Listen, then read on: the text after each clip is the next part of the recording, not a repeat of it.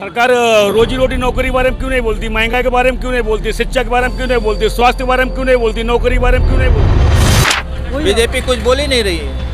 उत्तर प्रदेश में सुपड़ा साफ हो जाएगा बीजेपी का, अगर ये इसमें हस्तक्षेप नहीं किया बीजेपी का सुपड़ा साफ हो जाएगा। एक दिन खाली इतना कर देवे कि भैया लोग को बोल देवे रिक्शा नहीं चलाएंगे, और अगर ये पूरा कर ले पब्लिक को तो ये कानून लागू कर देवे।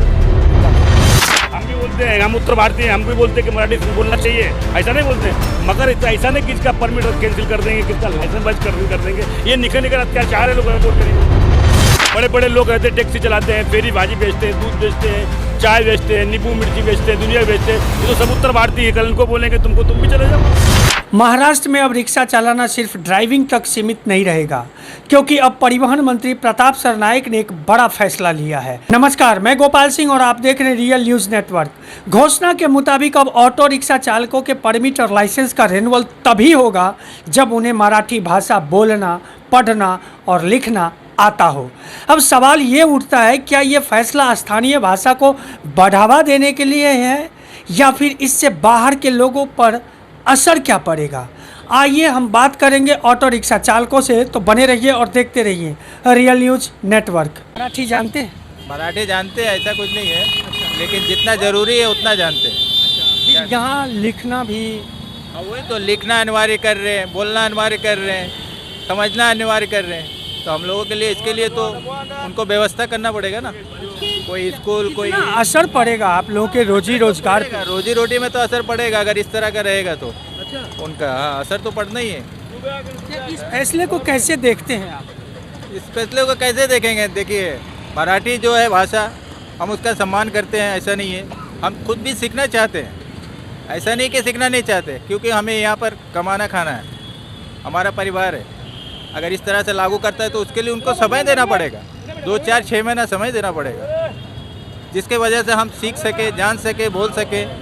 समझते तो है, ऐसा नहीं है, थोड़ा बहुत बोल भी लेते हैं, लेकिन थोड़ा बहुत से उनको नहीं चलने वाला है। अच्छा, कभी यात्री जब बैठे हैं, मान लो जो मराठी भाषी है यहाँ के भूमि पुत्र, तो आपसे कभी प्रेशर किया कि आप मराठी ही बोल? नहीं, कोई प्रेशर नहीं है इसका कोई प्रेशर नहीं है। कितना असर पड़ेगा ये जो फरमान जारी हुआ है प्रताप सरनाईक परिवहन मंत्री का, कितना असर डालेगा आप रिक्शा चालकों पे? असर तो बहुत पड़ेगा, लेकिन ये चीज़ ना इनको इलेक्शन के पहले करना चाहिए था।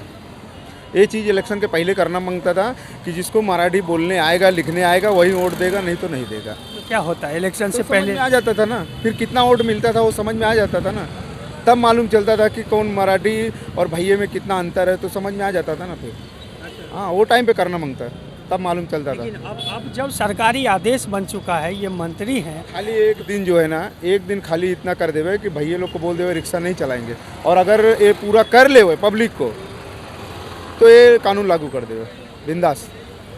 कोई दिक्कत नहीं है, ये कानून लागू कर दे। टेक्निकल बातें मैं दुबे जी आपसे कर रहा हूँ कि ये जो परमिट रिन्यूअल की बात होगी, लाइसेंस रिन्यूअल की बात होगी, तब क्या करें? तब देखो, बोलना अच्छी बात है, बोलना चाहिए, हम भी उनका सम्मान करते हैं और हम बोलना चाहते भी और बोलते भी है, बात करते भी, हम लोग आपस में बात करते हैं जब पैसेंजर बैठते तो ऐसा नहीं है। लेकिन ये जो राजनीति हो रही है, ये बहुत गलत हो रहा है, ऐसा नहीं होना चाहिए। हर एक का हक है, खाने कमाने का हक है। हाँ, जो गलत करता है उसके साथ गलत किया जाए, जो गलत करता है, जो बोलता है मैं नहीं बोलेगा, ये करेगा, हाँ उसके साथ गलत होना चाहिए, फिर वो गलत है, वैसा नहीं बोलना चाहिए। हाँ, कैसे देखते हैं आप, रिक्शा चलाते हैं, ये जो फरमान आया है, जो आदेश आया है सरकारी, कैसे देखते हैं? आपके रोजी रोजगार पे कितना असर पड़ेगा कल को? आप मराठी जानते हैं? सर, बोल लेता हूँ थोड़ा बहुत। लिखना लिख नहीं पाता हूँ, पूरा समझ लेता हूँ। तो फिर तो फेल हो जाएंगे, लिखना नहीं आता है। हाँ, तब लिखने में तो भाई फेल हो जाएगा।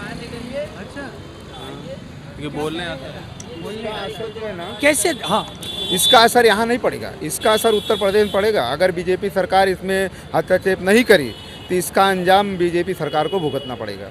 हाँ, ये जो प्रताप सरनाईक जी हैं, वो शिवसेना शिंदे गुट से है, शिंदे गुट से, और ये बीजेपी वाले कोई बोल नहीं रहे। जब राज ठाकरे साहब ने मुद्दा उठाया था तो बीजेपी वाले सब कितना वो कर रहे थे, ऐसा नहीं, ऐसा क्यों कर रहे हैं, ऐसा नहीं मानना चाहिए, ऐसा विरोध किए थे कि नहीं? ये लोग किए थे ना, अभी क्यों नहीं कर रहे? तो इसका अंजाम उत्तर प्रदेश में भुगतना पड़ेगा। तो इसमें बीजेपी का सपोर्ट है क्या? तो सपोर्ट, बिना सपोर्ट का, सरकार के बिना सपोर्ट का ये होता है क्या? कोई आवाज़ ही नहीं उठ पा रही, बीजेपी कुछ बोल ही नहीं रही है।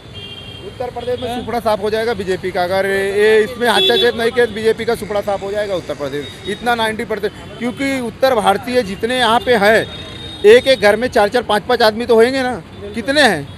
कई लाख आदमी है, 1-2 लाख में आदमी नहीं है, कई लाख आदमी रिक्शा चलाते। तो सोच लो, कई लाख आदमी उत्तर प्रदेश में जाएंगे तो फिर क्या होएगा? जब उनकी रोजी रोटी छीनी जाएगी तो क्या करेंगे? तो सीधा सरकार ही गिरा देंगे उत्तर प्रदेश में। इतना तो कॉन्फिडेंस से बोल रहा हूँ मैं। आप लोग रिक्शा चालक हैं, एक जो फरमान आया है महाराष्ट्र दिवस और विश्व मजदूर दिवस के दिन से ही वो लागू होगा, आपको भी जानकारी होगा, कैसे देखते हैं इस फैसले को? काय का बात बोल रहे हैं?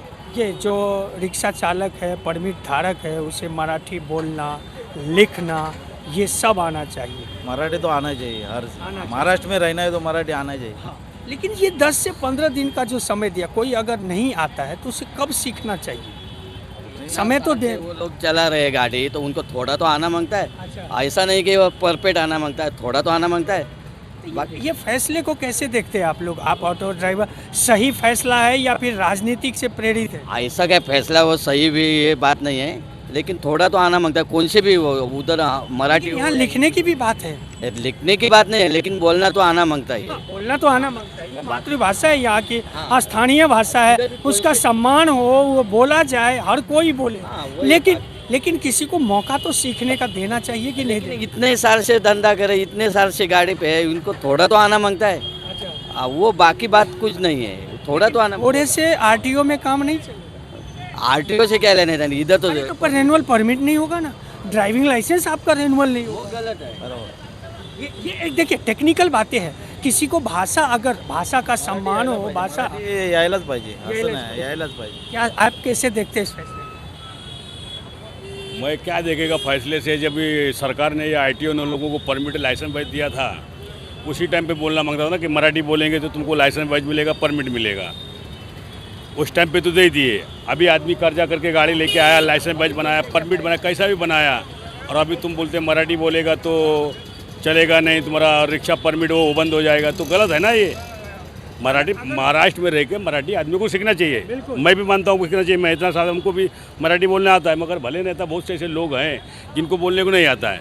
ये चीज़ को पहले ही बोल देना चाहिए था कि परमिट लाइसेंस बनाने टाइम पे ही बोलना चाहिए था कि तुम मराठी तुमको आता है तो तुम्हारा लाइसेंस वाइज परमिट तुमको मिलेगा, और नहीं आता है तो तुम्हारा नहीं बनेगा।